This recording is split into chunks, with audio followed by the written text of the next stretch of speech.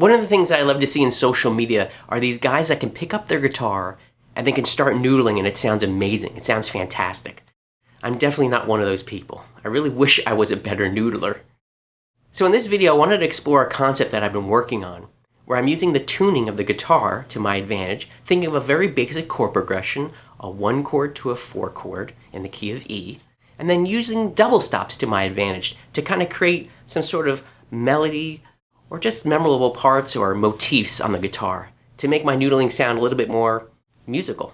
So one fun way to noodle is to use 6 to your advantage. And a 6 basically is just a double stop where you're playing 2 notes at once that happen to be 6 scale degrees apart from each other. So in this case here, I'm playing a G sharp and an E. So if I count up G, 1, 2, 3, 4, 5, 6, there's my E. But I'm playing it up here, that's making a 6th. And there's basically just 2 shapes that you have to kind of memorize for this. This shape and this shape, which might look familiar from your A7 chord.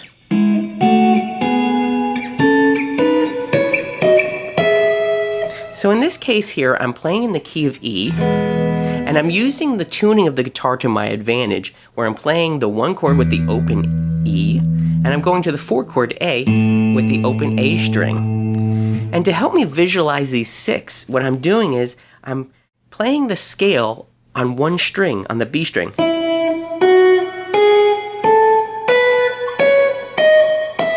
Everyone knows the major scale when you sing it, right? Do, re, mi, fa, sol, la, ti, do.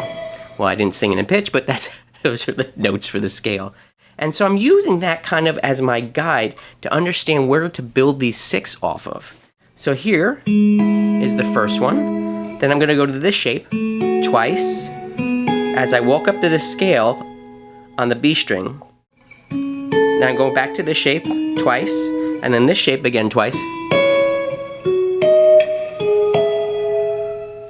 And when you're not familiar yet with these shapes, just let your ear be your guide. And when you get to here, you know this is A7, so you know you're in the right key of E, and up here would be from your B shape. And then you start all over again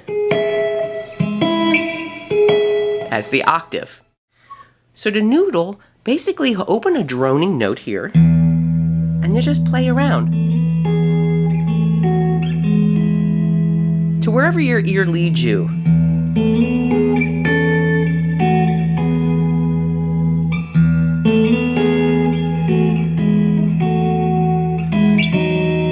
And then here's the A.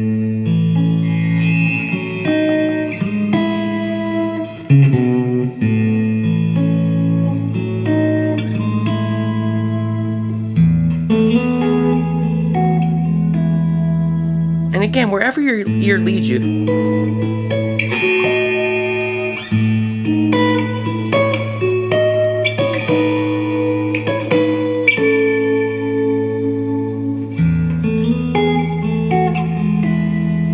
Another thing that you can do while you're noodling is experiment with your effects. You'll notice here that I'm using a lot of reverb. And there's actually a tail that's modulating. It has a little bit of extra some magic on it in this pedal. So if you have a lot of reverb on, it really helps sustain those notes. And the modulation just adds an extra nice little voice on top of the other notes that are happening. So experiment with your noodling, but also experiment with your effects. Maybe have a reverb, a delay, and another reverb. In this case here, that's kind of what I'm running. I have a delay running into another long reverb, running to a short plate reverb. And having all of these makes a little bit of a pad for you to play over. So I know that sometimes noodling gets a bad rap, but I think there's a time and place for noodling. Yes, it's nice to obviously have disciplined practice and practice certain things, but noodling can open up your kind of creative mind a little bit more. And so go ahead and experiment with all these different shapes and play things, and don't be afraid to play something wrong. Try to then turn it into something beautiful. You know, one of the interesting things that I see a lot of times is when someone plays something wrong, they stop and they don't do anything else and they think, oh, I made a mistake. Well, see how you can get out of that mistake in a creative way. Go ahead and have fun and just explore the instrument with noodling.